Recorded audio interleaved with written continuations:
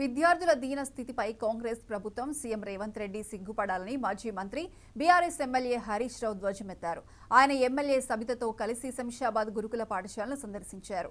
ఆడపిల్లలు 2 కిలోమీటర్లు నడిచి జాతీయ రహదారిపై ధర్నా చేస్తే ఈ ప్రభుత్వం నుంచి ఇప్పటి వరకు స్పందన లేదని మండిపడ్డారు. ఆడపిల్లలు రోడ్డు ఎక్కి ధర్నా చేస్తే ఈ ప్రభుత్వం ఉన్నట్టా లేనట్టా అని ప్రశ్నించారు. పిల్లలు 2 కిలోమీటర్లు నడిచి జాతీయ రహదారి మీద ధర్నా చేస్తే ఈ ప్రభుత్వం నుంచి ఇప్పటిదాకా స్పందన లేదు. సిగ్గుపడాలి మీరు.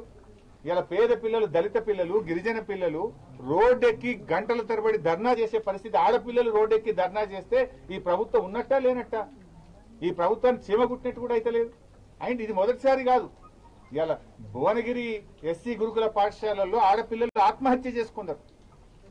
అక్కడ చెప్పలేని నోట్తో అలాంటి సంఘటనలు జరిగితే ఆడపిల్లలు ఆత్మహత్య చేసుకున్నారు. భువనగిరి దళిత గురుకుల పాఠశాలల్లో ఒకవైపు ఆత్మహత్యలు చేసుకునే పరిస్థితి. దాదాపు 38 మంది గురుకుల పాఠశాల పిల్లలు చనిపోయినా ఈ ప్రభుత్వం స్పందించని పరిస్థితి. ఇక మాటలేమో కోటలు దాటుతాయి, చేతల్లో చూస్తే ఎవరు చదువుతారు ఈ గురుకులాల్లో? పేద పిల్లలు చదువుతారు. పాప మా తల్లులు వచ్చి ఇక్కడ మాట్లాడుతున్నారు. మేము పేదోళ్ళం కనుకనే మేము ఈ ప్రభుత్వం మీద నమ్మకం కొద్దీ పాఠశాలల్లో జాయిన్ చేసినాం. కానీ ఇక్కడ చూస్తే పరిస్థితి చాలా బాధాకరంగా ఉందని ఆ పిల్లల తల్లిదండ్రులు కూడా కళ్ళలో నీళ్లు పెట్టుకొని చెప్పే పరిస్థితి ఉన్నది. ఆడపిల్లలు 2 కిలో